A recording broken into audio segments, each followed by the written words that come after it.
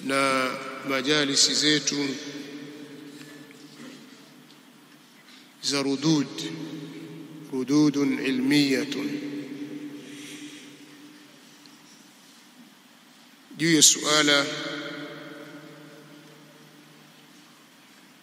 la ubabaishaji unaoletwa na baadhi ya watu wa bid'a katika kutetea bid'a zao. Tukiwa leo tu katika majlisi ya pili usiku huu wa Jumatatu ambao ni tarehe 29 ya Rabiul Akhir mwaka wa 1445 unaolingana sawa na usiku wa tarehe 13 mwezi wa 11 katika mwaka huu wa 2023.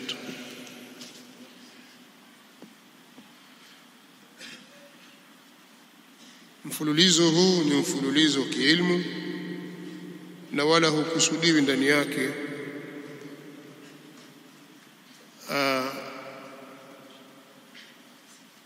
kubishana au kuleta majadiliano yasiyo na faida au kuleta kejeli na kuwatukana watu na kuwatusi na ya majalisi hizi. Majalisi hizi lengo lake ni kutoa ilmu sahihi na kuwafahamisha watu wanaotaka kujua, hususan katika mlango huu wa bid'a. Bid'a ni nini?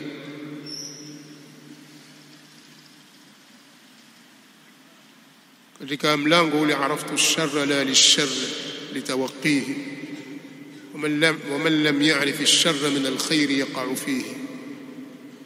Nataka kuijua shari si kwa ajili ya kutaka kuitenda shari, ili nipate kujikinga nayo, kwa sababu yule ambaye hawezi kutofautisha baina ya khairi na shari ataingia kwenye shari. Sasa kuna watu wanataka kujua bid'a ni nini, na tunakariri sisi kutoa somo hili kwa sababu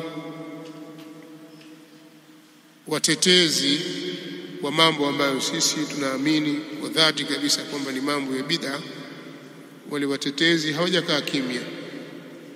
Kila siku wanasimama na kuvumburuka na maneno mapya ya kiubabaishaji, kiasi ambacho kama yatanyamaziwa yatawatatiza wale waliofahamu kwamba bid'a katika dini ni jambo lisilofaa. Kwa wanaweza kutatizika wakaona kwamba basi yafaa. Wanaweza kutatizika wale ambao wanaona kwamba bid'a katika dini ni jambo la upotevu, ikawa wakaona kwamba si upotevu tena, kwa sababu ya vijineno vinavyoletwa na baadhi ya watetezi.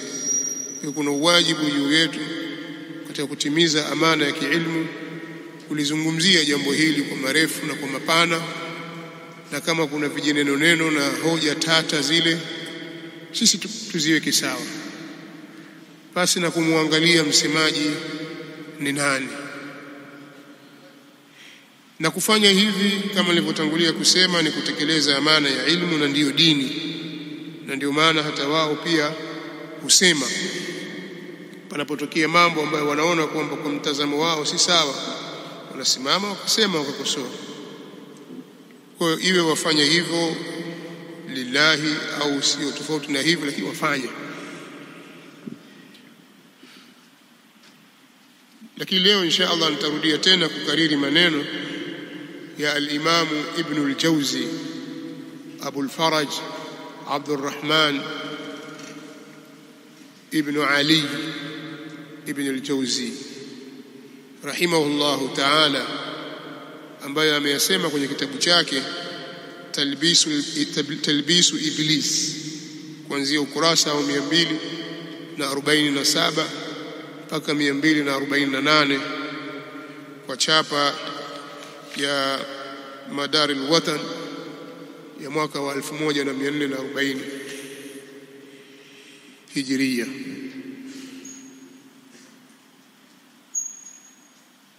ana maneno mazuri alipokuwa akiwazungumza na kuwakosoa ulama wa sufia na namna shaitani alivyowachezea baadhi yao.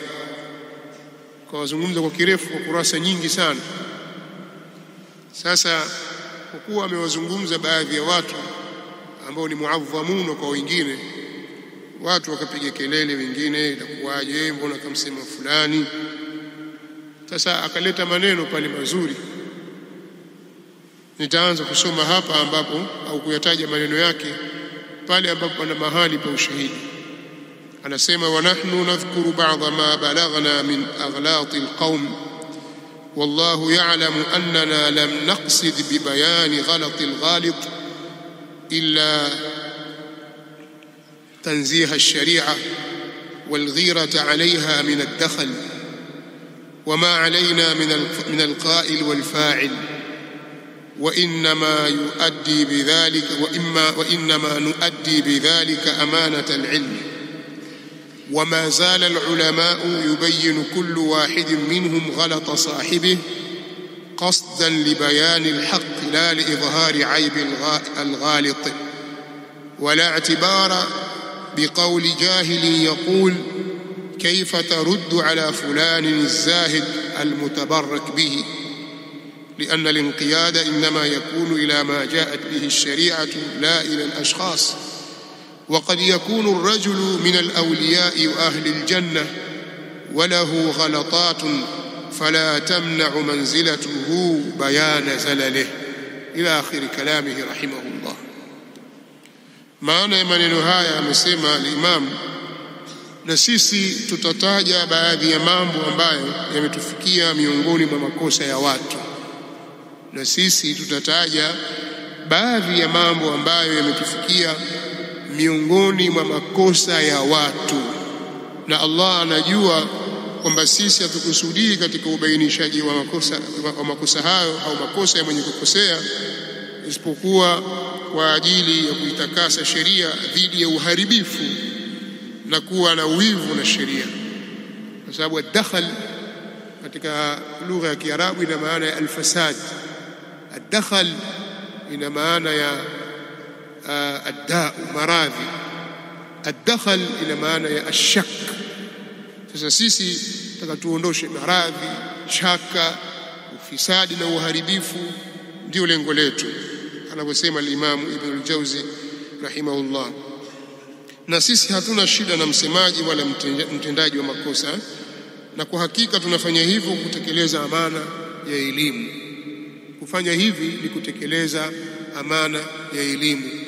Kuna baadhi ya watu wanaona kwamba fujo, si kila mmoja aachwe na jambo lake, hii mfujo. Si fujo. Mambo yakizungumzwa kwa ilmu au kwa misingi ya ilmu ni jambo linatakikana, ni jambo lenye faida, na ndiyo kutekeleza amana ya ilmu. Wanawazuoni hawakuacha kuwa wanafanya hivyo. Wanawazuoni waliendelea kila mmoja miongoni mwao kubainisha makosa ya mwenzie kwa makusudio ya kubainisha haki na si kwa lengo la kudhihirisha kasoro za mkoseaji. Walikuwa wakifanya namna hiyo wanawazuoni tangu hapo zamani mpaka sasa. Wana wa Israeli walikuwa wao hawafanyi hivyo.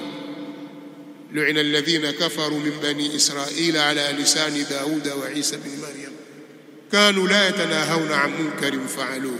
Walikuwa wakatazani kila mmoja mwache na jambo lake.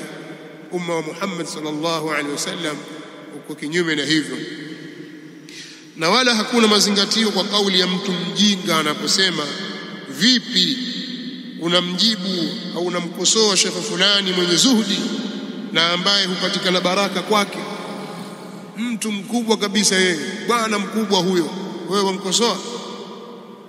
Hiyo ni kauli ya mjinga, haizingatiwi, kwa sababu kufuata kunapatikana kwa yale yaliyoletwa na sheria na sio watu. Ibn Jawzi anaendelea, na huenda mtu akawa ni miongoni mwa mawali, huyo anayekosolewa huenda akawa ni miongoni mwa mawali, pingine Allah ashamhukumilia kwamba ni katika watu wa peponi, lakini ana makosa na daraja yake hiyo haizuii kubainisha makosa yake. Hiyo daraja alionayo ya kwamba yeye ni wali haizuii sisi kubainisha kwamba pale kakosea. kashakufa lakini pale kakosea, kaacha jambo huku nyuma na wafanya watu wengi kwenye makosa. Lile ni kosa, ni mmoja yuko hai au amekufa. Huo ndio utaratibu wa Kiislamu, na yeye anasema kwamba wanaozuoni wameendelea kufanya jambo hilo, na kweli ukisoma vitabu vya ilmu utakutana na mambo ya aina hiyo. Kwa hiyo nimependelea nitangulize maneno haya ili kumweka sawa msikilizaji. Mtu anaweza kaona kwamba mbona kila siku kuna hili, mara limetokea lile, alafu watu wasema hivi wasema vile. Kwani hayaishi haya hayawezi kuisha maadamu upotoshaji unaendelea.